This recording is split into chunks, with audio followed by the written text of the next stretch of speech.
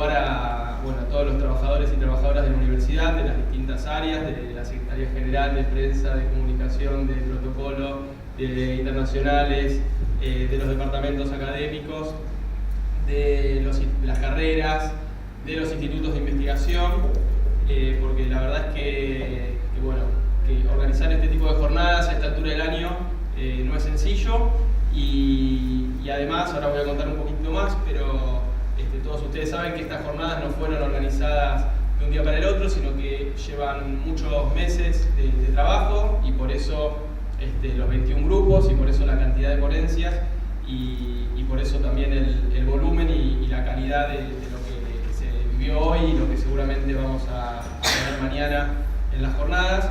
Y bueno, hubo un montón de gente que trabajó muchísimo para que esto sea posible. Hay dos personas en especial que se lo han puesto mucho al hombro. Una es Paula Isakovich y la otra es Nora Goren, directora e investigadora del IESCO, del Instituto de Estudios Sociales en Contextos de Desigualdades. Así que les quiero agradecer especialmente por cómo han empujado este proyecto y felicitarlas porque ha sido un éxito total. Y bueno, después agradecerle a todas las áreas de la universidad, a la Secretaría de Ciencia y Tecnología, que siempre también empuja a los institutos, los proyectos y todo lo que hacemos. Y bueno, y a René, como les decía, agradecerle que nos haya visitado. René Ramírez, lo voy a presentar para quienes aún no lo conocen. Fue secretario de Educación Superior, Ciencia y Tecnología e Innovación de Ecuador desde el año 2017. Es máster en Desarrollo Económico por el Institute of Social Studies de Erasmus University of Rotterdam, La Haya, Países Bajos.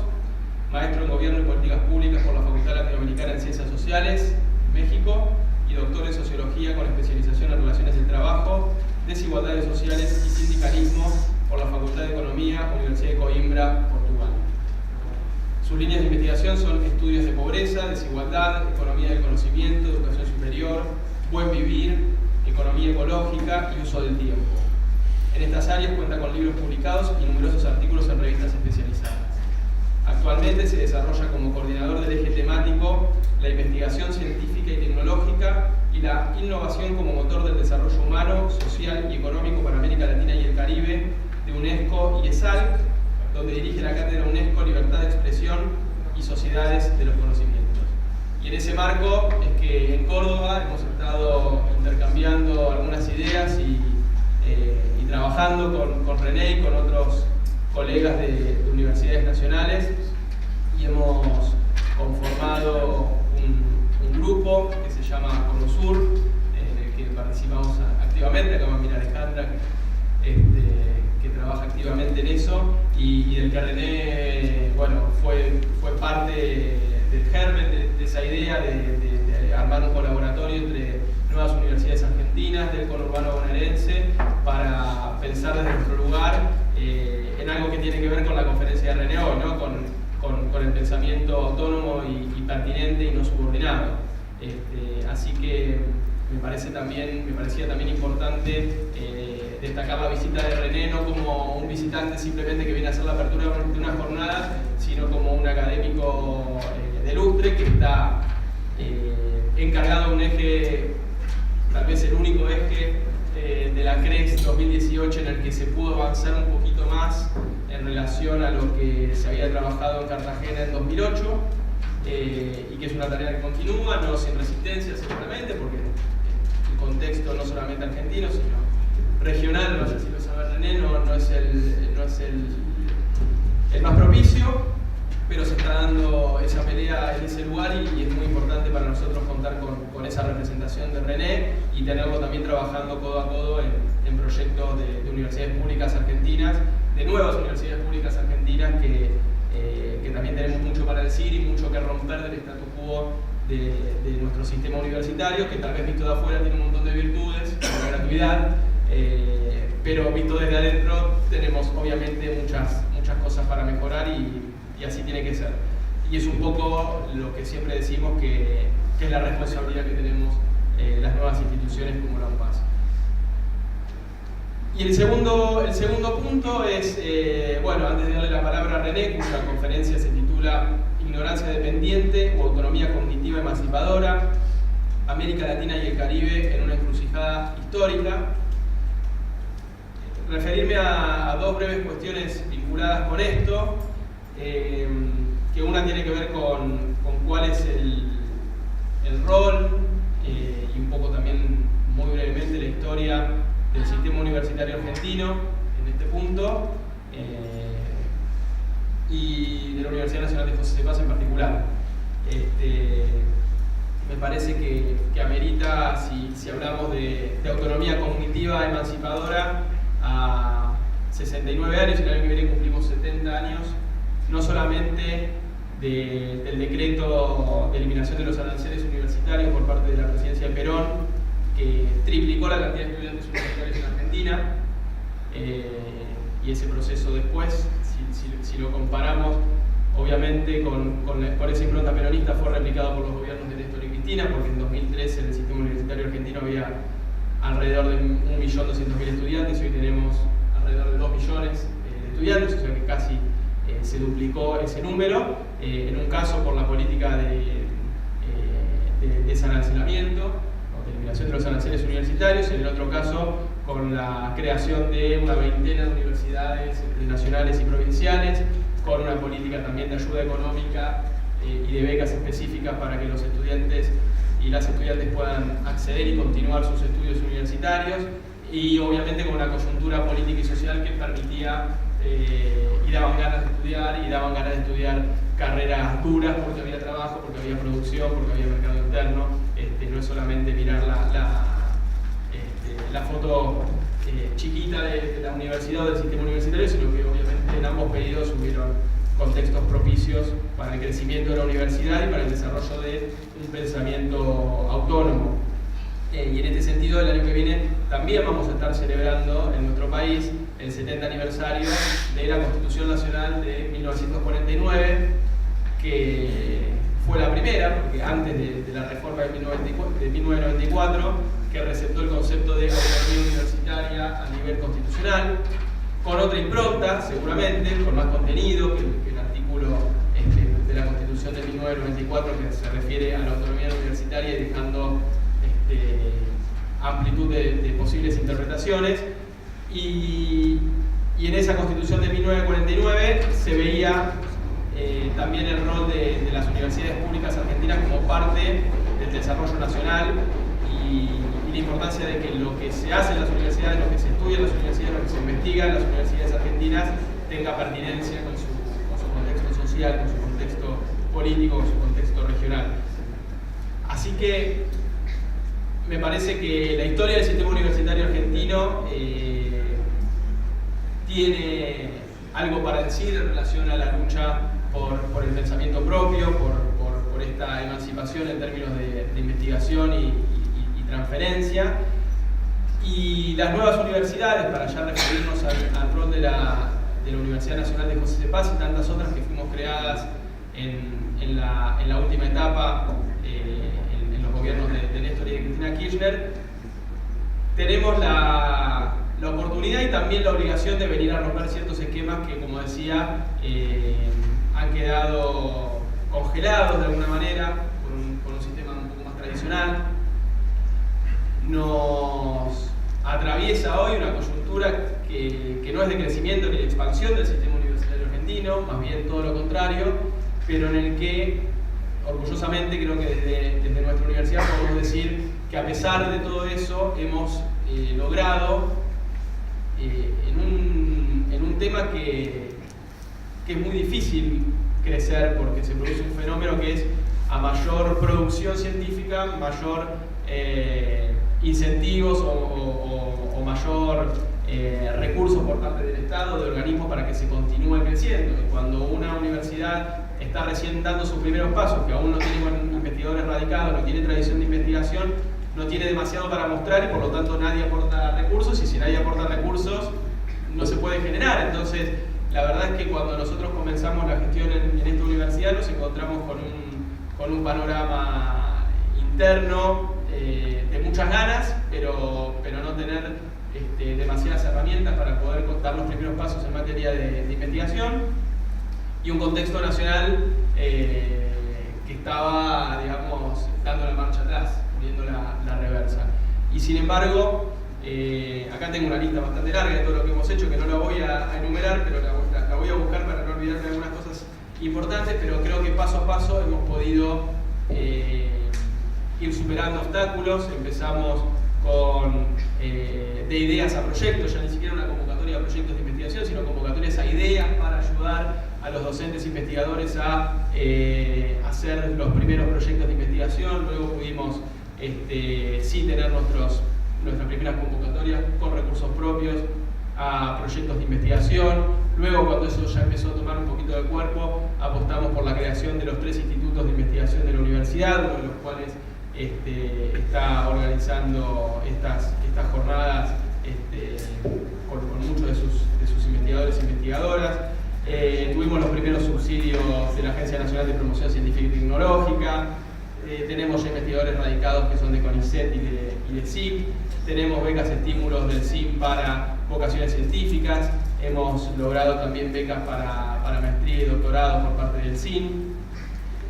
Y acompañando a esa política de investigación, que en muy poco tiempo ha crecido muchísimo para nosotros, hemos creado una editorial universitaria, que bueno, hemos estado conversando también bastante con René y con los responsables de la editorial por proyectos en conjunto que tenemos, que también está marcando el camino de demostrar que la universidad puede producir un bien que sea público y que no sea una mercancía, que lo que hacen nuestros docentes y nuestros investigadores tiene que estar a disposición de todos los estudiantes y de toda la comunidad, porque también es un derecho y es un derecho colectivo, y creo que con la editorial, con EduPaz, estamos logrando eso. En muy poco tiempo también hemos armado varias colecciones muy lindas y que están disponibles de manera gratuita en internet, y que las versiones en papel también están disponibles casi al costo de lo que sale la impresión, lo cual para nosotros es un orgullo y lo queremos seguir visibilizando. No es solamente responsabilidad de la editorial, sino sobre todo de los docentes, investigadores, investigadoras, que constantemente los instigamos a que escriban y publiquen, porque se hacen un montón de cosas en la universidad, y me parece también importante que lo podamos teorizar y mostrar hacia afuera, digo, en nuestra universidad y en muchas otras tantas nuevas universidades. Y por último, también quiero mencionar unas jornadas que preceden a estas jornadas de desigualdades, que son las jornadas de migraciones, que son unas jornadas que realizamos el año pasado, y hace 3 años antes también fueron las primeras de este estilo que organizamos. La primera vez fue con una convocatoria un poco pequeña, ya la del año pasado nos desbordó en la cantidad de ponencias, y bueno, creo que fue también una apuesta y un precedente para poder estar organizando hoy estas jornadas con tanta gente interesada, no solamente de nuestro país, sino también y de nuestra provincia, sino de otras provincias y de otros países, a quienes les agradecemos mucho el interés y que hayan venido a nuestra universidad, y que va a ser una apuesta para continuar. Digo, estas jornadas que estamos inaugurando, y que ya le voy a dar la palabra a René para que nos dé su conferencia inaugural, han llegado aquí para quedarse.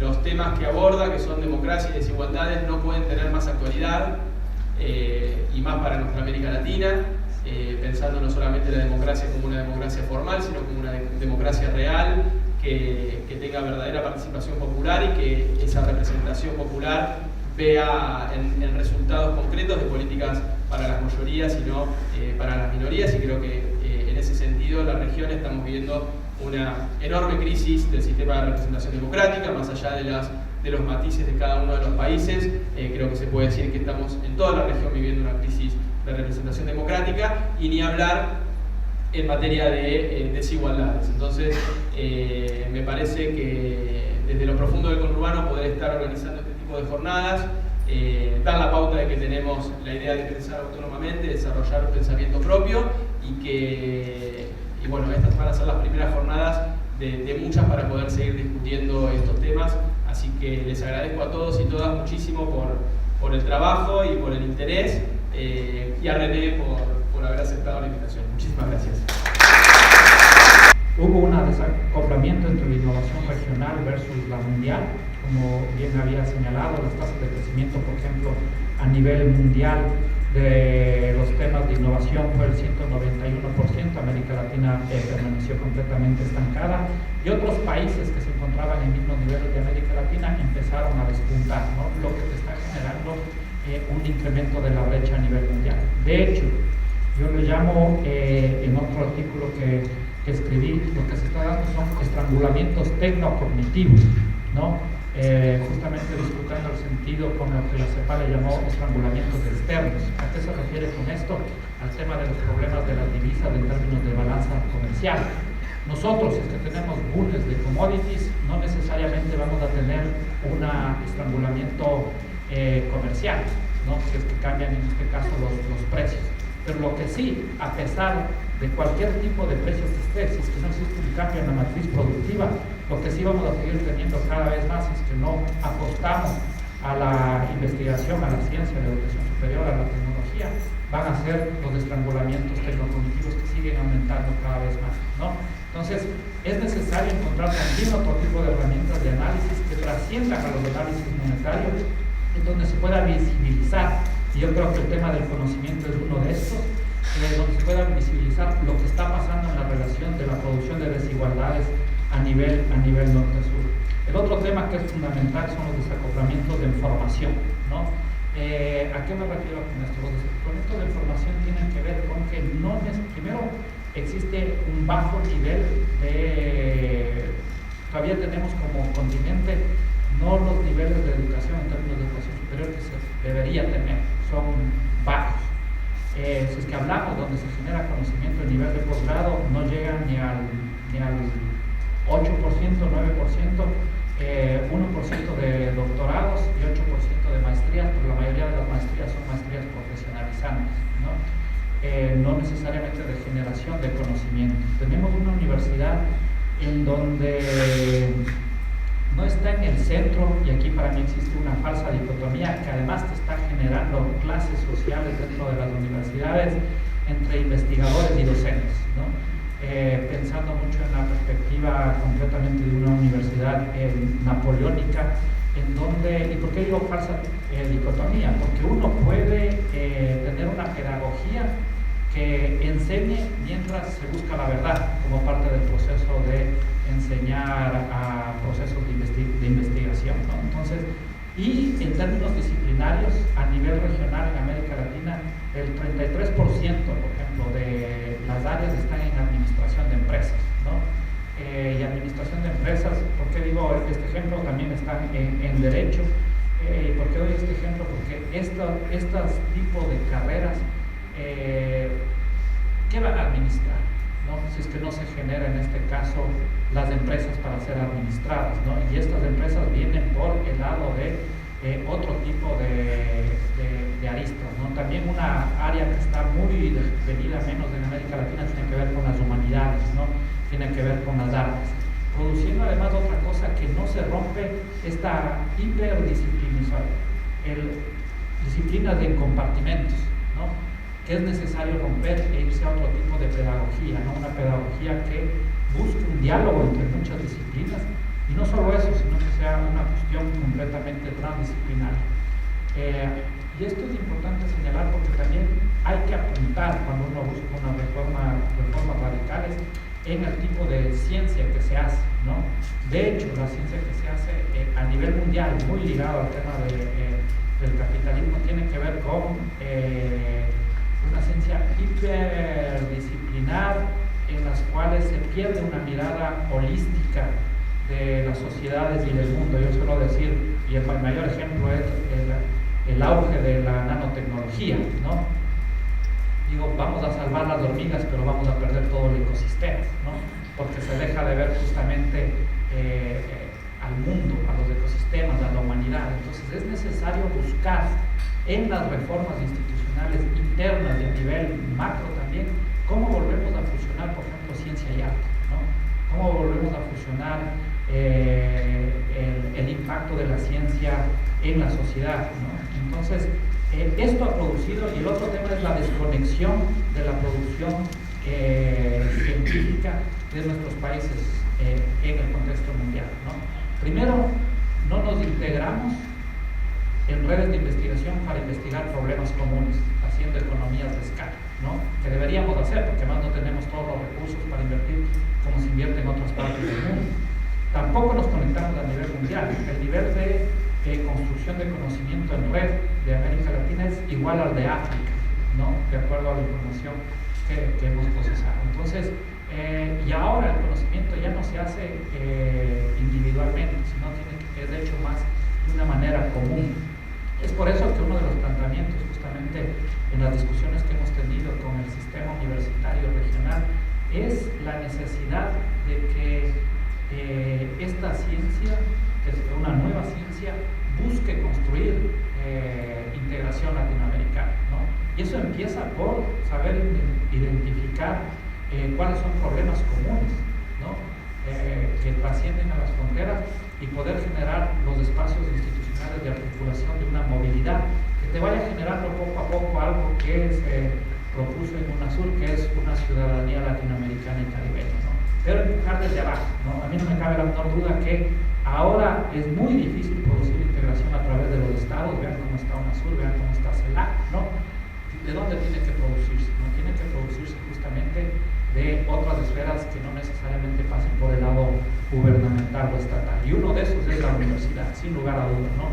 Acá justamente veníamos hablando de la necesidad, aquí se ha creado una red muy importante, el Cono Sur, entre 6 universidades de Argentina, y la idea es también ver cómo buscamos articularnos con otras universidades latinoamericanas para, desde el día a día, ir produciendo esa integración tan necesaria para nuestros países.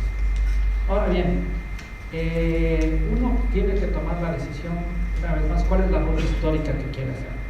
Corea, en este caso del sur, para poner un ejemplo que es muy citado, dijo, bueno, yo quiero entrar en el capitalismo cognitivo, y se fue con su estrategia y entró en el capitalismo cognitivo, pero eso es estar dentro del sistema, ¿no? Eso no es producir una transformación social, ¿no? Otros países decidieron, no, yo no voy a invertir en ciencia, y listo, y están realmente dentro de la jerarquía más baja a nivel mundial. Personalmente creo que la ruta de América Latina tiene que ser sin disputar este cierre de brechas, ¿no? Porque sin disputar el conocimiento, producir conocimiento, que no es menor, difícilmente producir conocimiento en función de lo que nosotros necesitamos y tenemos para potenciarlo, difícilmente va a haber un cambio, ¿no? Y eso no puede haber si es que no existe inversión en laboratorios, en investigación, en investigadores, en educación superior. O sea, eso de partida, porque existen también algunas tendencias de políticas que dicen, no, o sea, ¿qué vamos a invertir nosotros en ciencia, tecnología, etcétera? Entonces, eso es un punto de partida, pero para mí no es suficiente con este tema de cerrar brechas entre norte y sur. Es necesario producir algo fundamental que tiene que ver con un cambio en la matriz cognitiva. Y este cambio en la matriz cognitiva, a su vez, tiene que ver con disputar la función de la ciencia, la función social de la ciencia. Como decía, la función social de la ciencia en el capitalismo actual está ligado justamente a la renta, a la utilidad, a la producción de acumulación, ¿no? Y todo se hace en función de aquello, ¿no? De hecho, una vez más, cuando vemos el debate de mercantilización versus recuperación de lo público, tú generas, ¿no?, lo que se denomina, lo mencioné, la tragedia de los anticomunes, ¿no? Como un conocimiento que puede ser completamente difundido de una manera muy amplia, ¿no? Generas como el dinero. Por eso yo digo que ahora el conocimiento es parte de una nueva acumulación. Lo que menos un poco más allá del 50% está destinado a una investigación que está ligado a temas bélicos, a temas de guerra, ¿no? Entonces no podemos estar produciendo, porque además lo bélico, las guerras son parte de la estrategia del sistema de acumulación a nivel mundial. No podemos estar generando una ciencia para el consumo sin fin, en donde el corazón es la obsolescencia programada.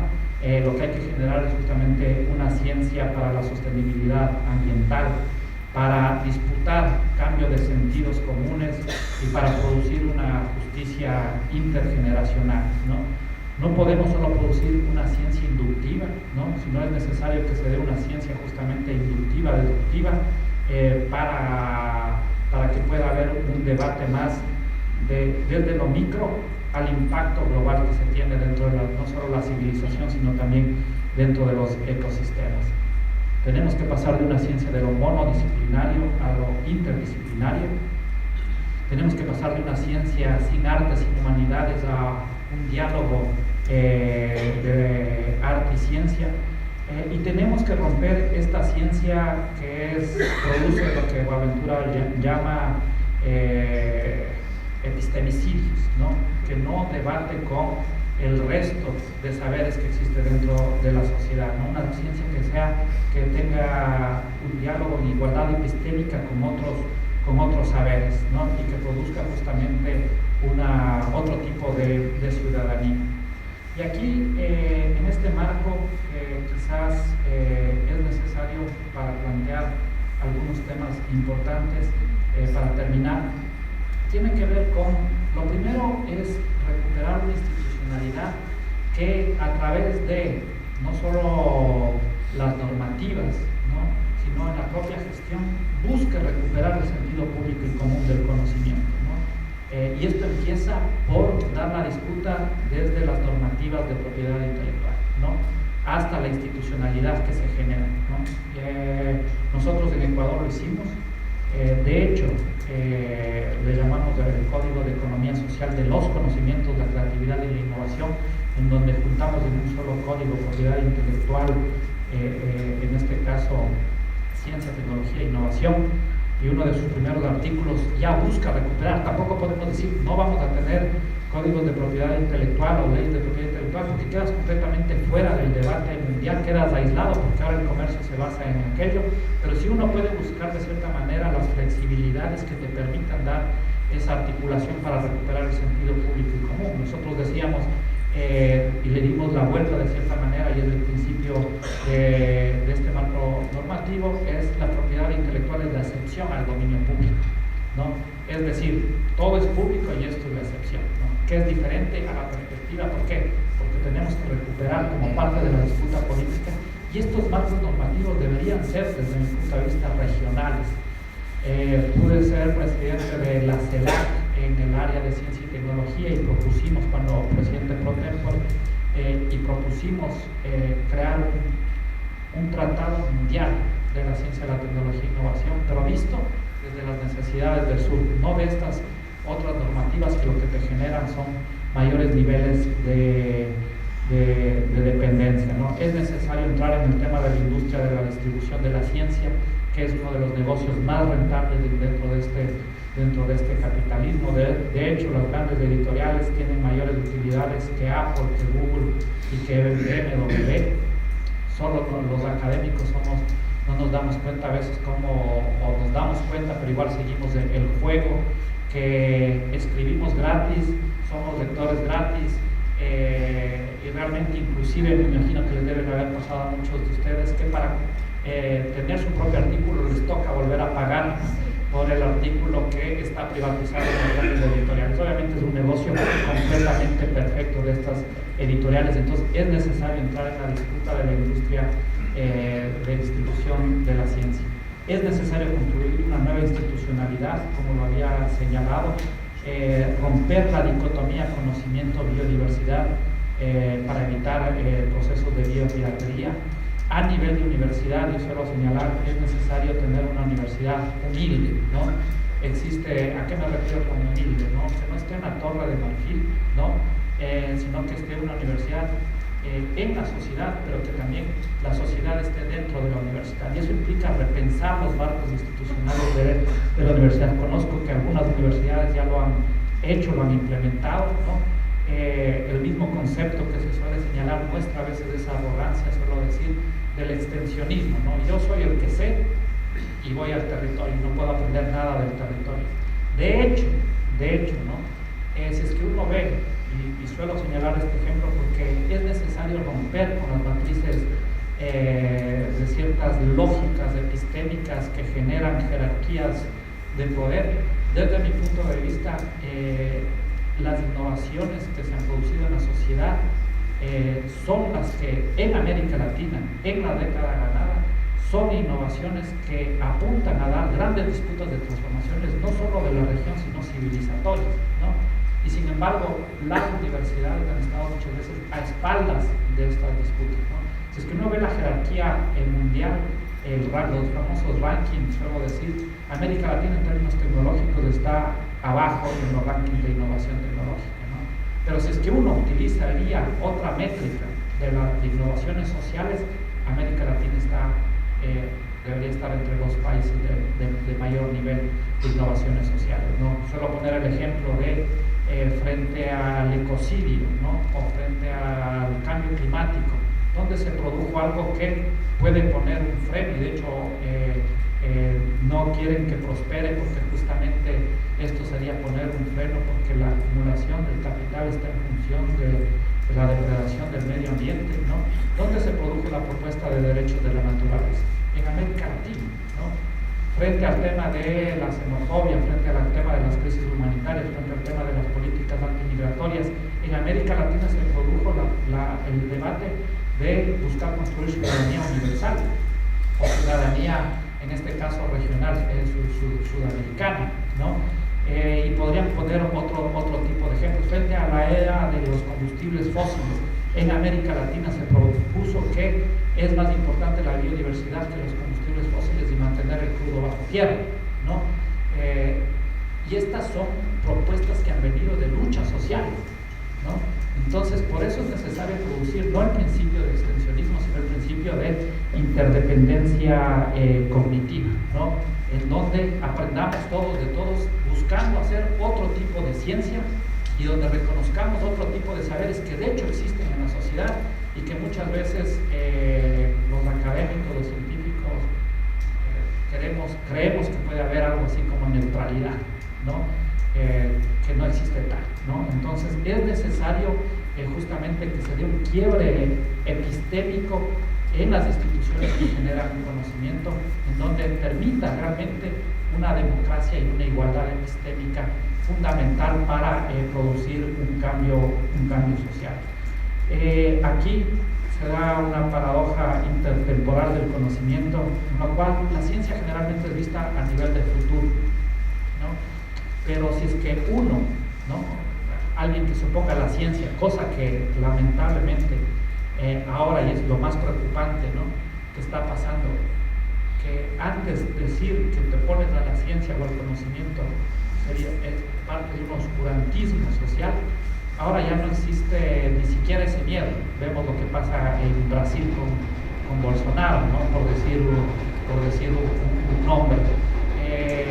Pero si es que nosotros queremos dar una disputa hacia otro tipo de ciencia para el futuro, para producir transformaciones sociales, tenemos nosotros que apalancarnos en destruir la economía política que te genera una estructura productiva en el pasado, ¿no? Porque no podemos disociar materialidad, ¿no? Acumulación, producción, por un lado, y por otro lado conocimiento. Son parte de una misma moneda. Cuando se habla, se suele escuchar, tenemos que entrar en la sociedad del conocimiento, ¿no? Así no querramos, ya estamos en la sociedad del conocimiento. El punto es cómo estamos en esa sociedad del conocimiento. Y nosotros estamos ahorita completamente subordinados en la sociedad del conocimiento de una manera completamente que produce enajenación social. Entonces, en este marco, y con esto termino, la pregunta que nosotros tenemos que hacernos cuando hablamos, en este caso, de transformación, de democracia, de igualdad, no es hacia dónde va la ciencia, sino hacia dónde queremos que vaya la ciencia. Y en función de eso, tenemos que construir una ciencia que nos permita construir otra historia, la historia que queremos y que nos merecemos y que merecen nuestros pueblos. Muchas gracias. Buenas tardes, mucho gusto. Bertín Carlos, alumno de la UNPAD, de la Facultad de Derecho. Con lo último que comentaste con respecto al conocimiento y a las estructuras que existen y que debemos situar en el contexto en el sentido. Por ahí quería resaltar un ejemplo que en África, si bien cuando hubo un cambio pero no sucedió un cambio en la estructura política ni económica, siempre se mantuvo. Eso no se pudo cambiar y hasta el día de hoy existe. Y quizás en Latinoamérica, en otro contexto, como golpes blandos que se denominan, como lo que pasó con Lugo y con Celaya en Honduras, es un ejemplo a tomar en cuenta en este contexto que nosotros debemos como estudiantes y la parte académica aportar en la construcción distinta que se dé en otras condiciones para nuestro futuro. Sí, yo creo que es fundamental, un tema que al menos a mí tengo justamente un artículo que trata esta temática. Como autocrítica, en el caso del Ecuador, le llamo la paradoja del bienestar objetivo, malestar subjetivo. Y ahora en Claxo presenté otro artículo que le voy a ligar en lo que tú señalas, que tiene que ver con el tema de cuánta igualdad soportan nuestras sociedades, ¿no? ¿Y por qué digo esto? Digo esto porque siento que al final de cuentas, bueno, no solo en las universidades se genera conocimiento, sino, como digo, se genera en toda la sociedad, pero los procesos políticos deben tener un carácter fuertemente pedagógico, ¿no? Que busque construir nuevos sentidos comunes. Y la universidad tiene que jugar un rol fundamental en la construcción de nuevos sentidos comunes, porque si no pasa esto que pasó en Ecuador, que si es que uno ve, mejoraron las condiciones de vida completamente de la población, miras como miras, pobreza de consumo, ingreso, NBI, derechos sociales, etcétera, el índice multivariado de pobreza, etcétera. Pero si es que uno ve la clase media, ¿no? En la clase media, a pesar de que mejoró, esa clase media siente que empeoró y que quiere ser parte de ese 2% más rico, ¿no? Entonces, la universidad, y lo mismo pasa, o sea, las ciencias sociales generalmente o la economía se pregunta cuánta desigualdad soportan nuestras sociedades. Esa ha sido la pregunta para que se den procesos revolucionarios, de transformación, etcétera. Y claramente el último artículo, la última investigación de Oxfam señala que soportamos muchísimo, ¿no? 99-1. ¿Qué te dice eso? Lo que te dice eso es que la pregunta estaba mal hecha, ¿no? El problema es que lo que está pasando en este momento es que el momento, y esta es la otra paradoja que presentamos la semana pasada en Claxo, el momento que se reduce la desigualdad, ¿no? Esa gente que se vio beneficiada de la desigualdad demanda por mayor desigualdad, ¿no? Demanda por mayor distinción, ¿no? Que es justamente esa clase media. Y ahí la universidad tiene mucho que decir en términos de cómo se narra, ¿no? Ya no es suficiente con generar conocimiento, sino qué tipo de narrativa se construye para construir nuevos sentidos comunes, ¿no? Y lo que tú señalas es fundamental. Y ahí creo, en el caso del Ecuador, puede ser que esto haya pasado en otros países, creo que no se trabajó deliberadamente, ¿no? Creímos, cosa que es verdad, que un cambio material te lleva a un cambio en la subjetividad, pero el problema es que fue una subjetividad prohegemónica y tenía que haber sido antihegemónica, ¿no? Entonces, las universidades, los académicos, los investigadores, además que tienen la legitimidad para generar opinión pública, tienen que estar pensando sistemáticamente en las narrativas que te permitan disfrutar esa subjetividad que, por lo que vemos, está muy impregnada ahora en buenos porcentajes de nuestras sociedades, que para mí es lo más preocupante. A mí no me preocupa, o sea, me preocupa el neoliberalismo que está retornando, pero yo le llamo, antes del neoliberalismo, es el autoritarismo neoliberal que estamos viviendo, que a diferencia del anterior neoliberalismo no tenía este tinte de claramente rasgos, en muchos de los casos fascistas, que se están dando en nuestras sociedades. Ya no es un tema de las autoridades, porque cuando uno piensa en las dictaduras de América Latina, estas dictaduras de América Latina, la ciudadanía estaba en contra de los dictadores, ¿no? En este caso existen buenos porcentajes de la sociedad que votan a favor de aquellos presidentes que a su vez tienen una perspectiva completamente autoritaria, ¿no? Entonces eso se está instalando en el sentido común. Entonces, en el neoliberalismo no es el punto únicamente las privatizaciones, sino la narrativa que te construye y que nosotros tenemos que, a través de estrategias que es necesario discutirlas, de hablarlas, buscar, confrontar, disputar ese sentido común que te permita construir una subjetividad contrahegemónica. Y obviamente la academia juega un rol en eso. Voy a volver con un comentario que en algún momento conversamos, pero tratarlo de enlazarlo con lo último que dijiste. Hablaste varias veces de gestión de conocimiento. Yo en una conversación que tuvimos te insistía en la necesidad de no hablar de gestión de conocimiento, no hablar de gestión en general, sino hablar de gobierno del conocimiento. O sea, hablar de gobierno y no de gestión. Me parece que la cuestión de la gestión otorga algo de neutralidad. O sea, en un momento de hecho referiste a la cuestión de la neutralidad. Y me parece que hablar de gobierno del conocimiento y gobierno en general de todas las áreas implica pensar que siempre la producción y la distribución de conocimiento es una cuestión política.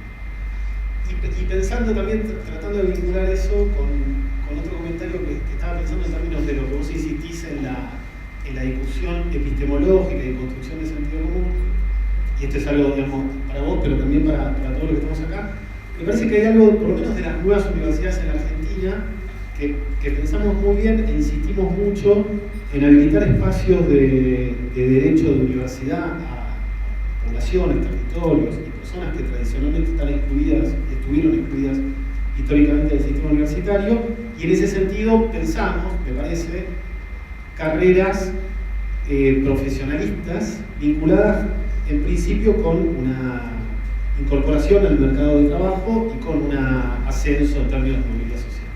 Y me parece que lo que no pensamos tanto, y me parece que incluso en este contexto de retroceso es algo que nosotros tenemos que pensar y es un desafío hacia adelante, es que no pensamos carreras humanísticas, digamos, no vimos la relevancia de las carreras humanísticas y de ciencias sociales en estas nuevas universidades que permitirían, me parece, pensar otros sentidos y disputar desde otro lugar, es decir, unas nuevas humanidades, unas nuevas ciencias sociales que puedan disputar de otra manera las epistemologías, los sentidos comunes y las nuevas formas de comprender la sociedad del mundo. Te voy a responder lo mismo que te dije esa vez, era un tema deliberado, ¿no?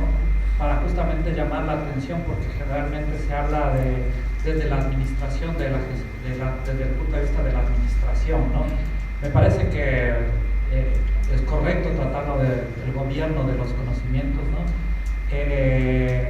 Y bueno, o sea, creo que el tema semántico no es menor, sí se podría utilizar claramente gobierno. El tema del sentido común, de epistemología, del derecho a la universidad, a mí me parece fantástico, ¿no? Lo que se hizo, por ejemplo, acá, ¿no? De crear universidades en lugares donde no existían la posibilidad del derecho a la universidad. Solo pensar espacialmente eso ya implica algo fundamental de una señal que se está dando a la sociedad en general, ¿no? Ahora bien, uno tiene que, o sea, creo yo que, y este tema de ligarle al tema profesional para producir movilidad también es fundamental, ¿no? Para mejorar algo, no estoy diciendo nunca cuando hablo del tema de la paradoja del bienestar objetivo, bienestar subjetivo, que no es importante el tema de la búsqueda del bienestar objetivo. Eso fue lo que más hemos reivindicado, la reducción de las desigualdades, el derecho al consumo, ¿no? O sea, claramente, ¿no? Pero el punto es que si es que esto no viene acompañado de un debate de buscar construir nuevas subjetividades, lo que estás generando es el germen de que te expulsen, ¿no? Se da un proceso de la necesidad de la distinción cuando se da ese proceso de igualación, ¿no? Entonces, estas personas, los grupos de las clases medias que mejoraron, lo que hacen es, diría Hanko Chan, buscar patear la escalera cuando ya subieron, ¿no? No suba nadie más, ¿no? De hecho, a veces hasta quisiera que menos gente entre en las universidades, ¿no? Y esto ha pasado, ¿por qué? Porque mientras más entra, más baja mi tasa de retorno de la educación. Suelo decir, para ironizar, ¿no? Cosa que ha pasado en algunos países, y lo digo justamente por conocimiento de causa, es que si es que nosotros vemos que un problema de la sociedad es el colonialismo, ¿no? Si es que nosotros metemos al 100% de los indígenas en la universidad, va a mejorar sus condiciones de vida en términos materiales, pero dado que no han existido cambios epistémicos dentro de las universidades, van a salir tan racistas como los que reproducen esa colonialidad, ¿no? Entonces, el hecho de tener un debate interno de lo que implica esas rupturas epistémicas de cómo se está produciendo la ciencia. Por ejemplo, nadie me ha contestado, y es algo que me da las vueltas, un problema social es el patriarcalismo que existe en la sociedad, ¿no? ¿Qué implica una universidad feminista? No solo es el tema de una igualdad en los rangos jerárquicos entre hombres y mujeres, no va por ahí, ¿no? ¿Cuál es ese episteme?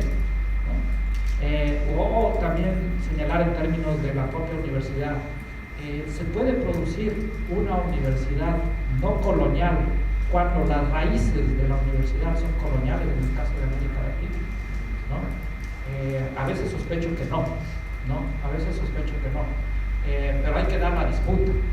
Entonces, el problema que nosotros tenemos que discutir es, bueno, acceso a la educación 100%, gratuidad 100%, pero si es que no viene acompañado de un cambio epistémico, vamos a ser gérmenes degeneradores de personas que, en este caso, lo que pasó en Ecuador, te den una patada y te digan, ustedes ya, esto es propio de mi esfuerzo, de mi mérito. No hubo ningún proceso político y usted está diciendo algo que me pertenece a mí. Generalmente, si es que mejoro, es fruto personal, y si es que empeoro, es problema del gobierno y del Estado. Entonces, pero eso pasó, y creo que no solo fue en Ecuador. Entonces, se instala una individualidad, una subjetividad, que al final de cuentas van en contra de los procesos que buscan, de procesos populares, ¿no? De procesos que buscan la mejora de la sociedad, y muy como autocrítica, porque yo puedo estar desde el programa de gobierno de Rafael Correa del 2006 hasta el último día que salió el 24 de mayo del 2017, son debates que no se tuvo en términos de subjetividad, ¿no? En términos de qué hacer con esa subjetividad. Entonces, si no ponemos ese énfasis, no vamos a... Y además, otra cuestión para los gobiernos progresistas, y perdón que cambie el tema para una parte más política, tiene que ver con esta necesidad de ir construyendo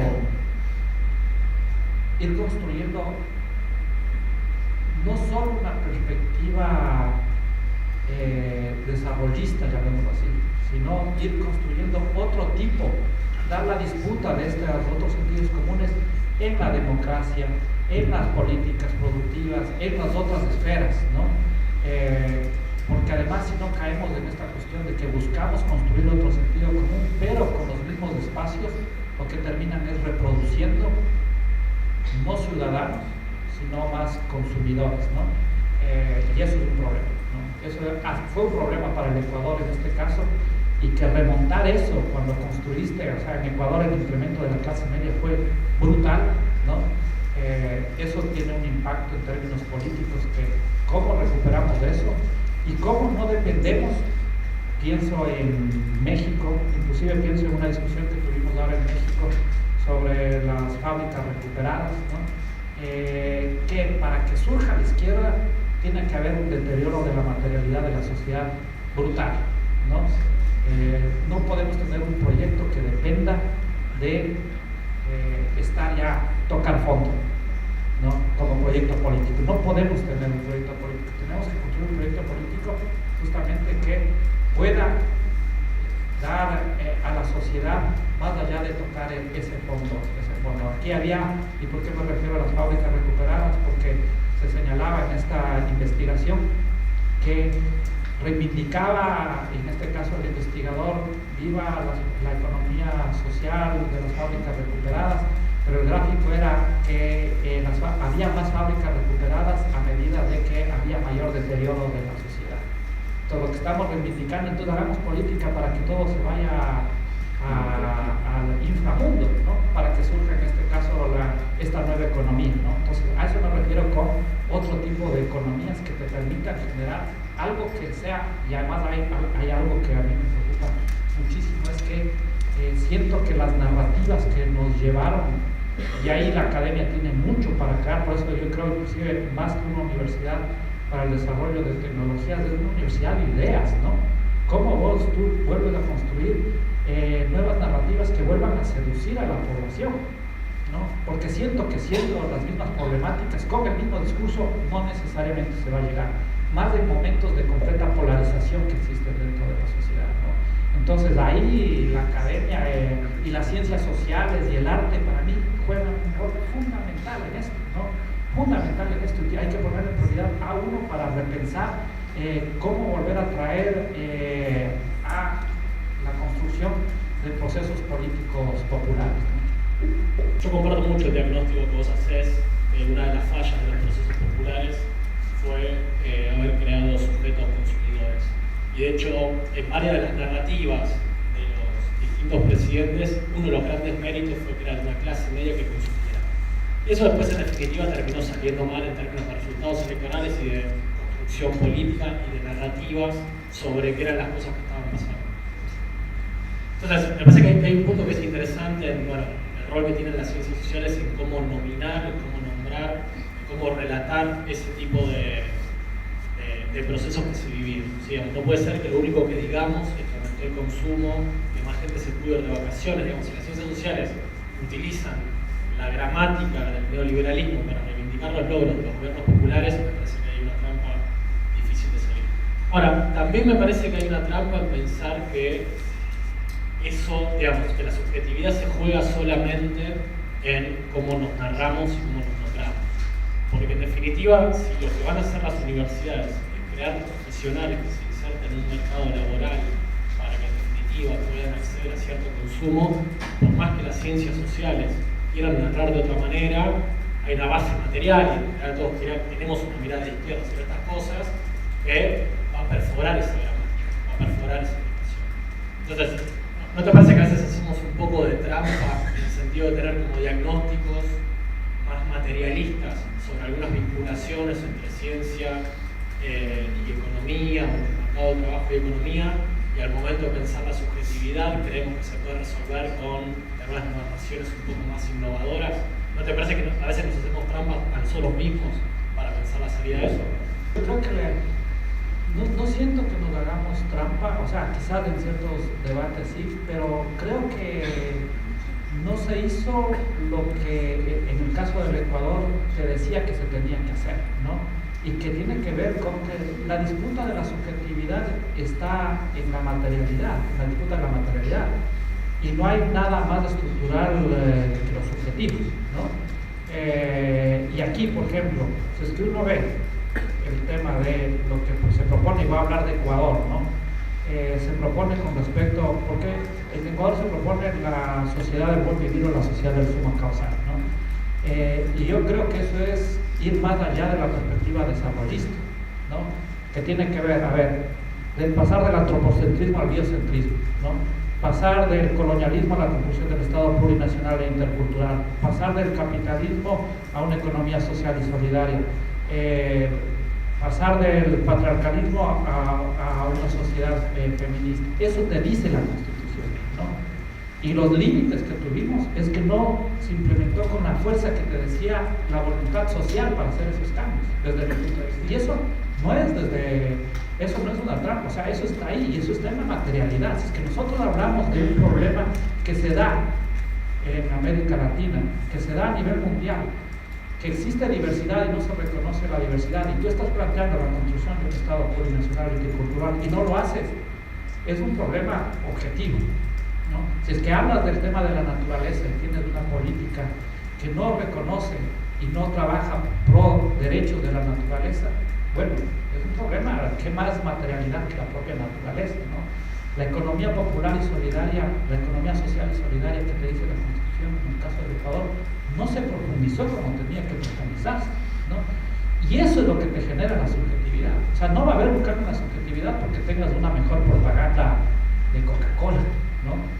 O sea, va a tener un cambio en la subjetividad si se da un cambio en la estructura productiva, si se da un cambio en lo que te dice la Constitución, pasar de una democracia representativa, te dice deliberadamente una democracia participativa, deliberativa, comunitaria, te dice en este caso. Entonces, si es que no se dan esas transformaciones, no van a cambiar nunca esa subjetividad. Yo, una vez más, que yo soy el que más defiendo este tema de mejorar la materialidad, porque frente a los niveles que encontramos de pauperización de las economías, o sea, era necesario y hay que seguir reivindicando y defendiendo el incremento del derecho al consumo, ¿no? O sea, en el caso de nuestras sociedades. Pero yo lo que creo es que no se trabajó con la fuerza que se tenía que trabajar y que únicamente seguir apuntando a estas materialidades y estas transformaciones que sí son sociales, o sea, pensar que la naturaleza tenga derechos es un cambio epistémico, yo te diría ontológico, inclusive podemos debatir sobre aquello. Entonces, si es que nosotros no apuntamos a eso, jamás se va a poder dar este cambio en esa subjetividad, y lo que va a hacer la sociedad es meterte dentro del circuito, que además es muy atractivo. O sea, el capitalismo encontró la fórmula fundamental de construir una subjetividad muy fácilmente, y es a través del consumo. Y el consumo atrae, ¿no? Es atractivo. Y bueno, nosotros tenemos que debatir bajo otros mecanismos que sean igualmente atractivos, porque si no vamos a quedar completamente por fuera de dar una disputa de proyectos políticos que permitan transformaciones sociales. Entonces, un poco creo que sí es necesario debatir esta cuestión entre materialidad, subjetividad y cómo la una se complementa con la otra. Y para mí, radicalizar los procesos que sí se generaron como hojas de ruta en nuestra región.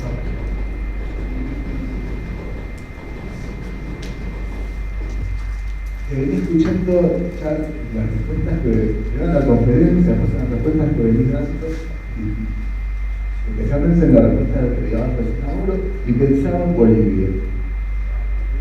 Porque Bolivia, vengo repasando algunas veces, y parece como si fuese una excepción dentro de los procesos que se vienen dando en Latinoamérica, porque parece que se sigue sosteniendo.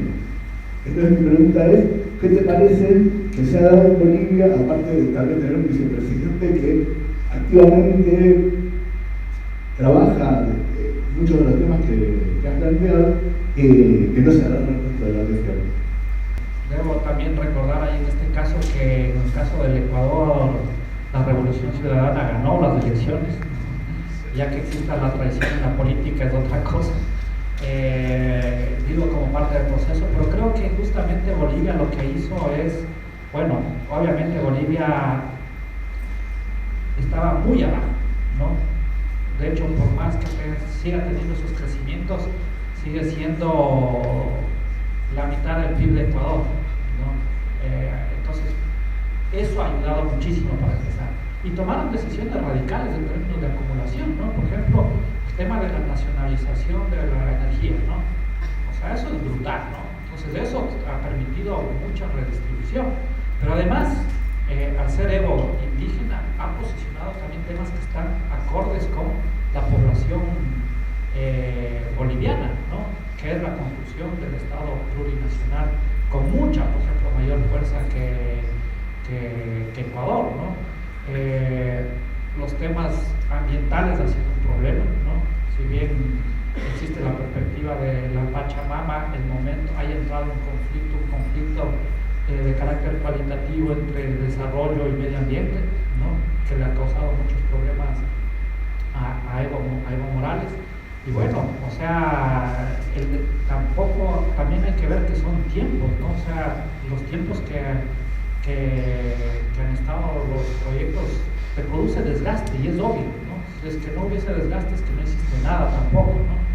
Y obviamente esperemos que ahora esto se vea en las próximas elecciones de Bolivia, pero justamente a lo que voy en el marco de la pregunta de Mauro es la necesidad de radicalizar un proyecto que no solo pasa por el tema de la acumulación, que debe pasar, sino es las formas de producción, otros epistemes, el tema relacionado con el tema del colonialismo, la relación de patriarcalismo, el tipo de democracia que se construye.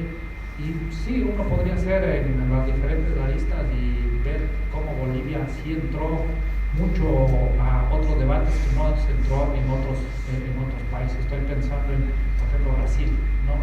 Se tuvo una perspectiva en Brasil, o sea, en términos de derechos sociales muy avanzada, pero también hiperdesarrollista, ¿no?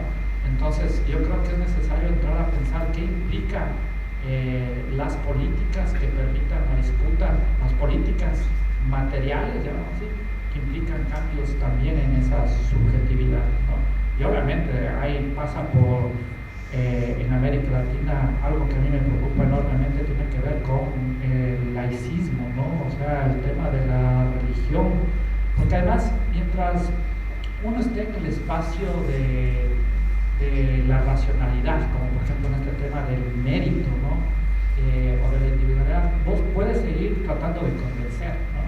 Pero cuando entras en el espacio de lo dogmático, ya está muy complicado. Y lo que siento es que en América Latina estamos viendo en donde, no solo a través de la religión o de evangélicos, sino a través de un dogmatismo ligado al propio capitalismo, estás entrando en un momento en el cual esto ya no puedes debatir, porque ya crees o no crees, ¿no? Y ahí estamos complicados, ¿no? Entonces el tema del laicismo, el tema de la disputa de los medios de comunicación, ¿no? Sin lugar a dudas son temas fundamentales, pero hay que tener una estrategia deliberada para pensar, y una vez más ahí con lo que dice Diego, es necesario que las universidades que además están por fuera del centro, ¿no? Y cuando digo del centro, que están mucho más ligados con la sociedad, puedan estar generando pensamiento crítico para generar pensamiento utópico, para generar el pensamiento político que te permita generar nuevas narrativas que permitan volver a seducir para volver a llegar al poder, ¿no? Eso, muchas gracias, compañeros.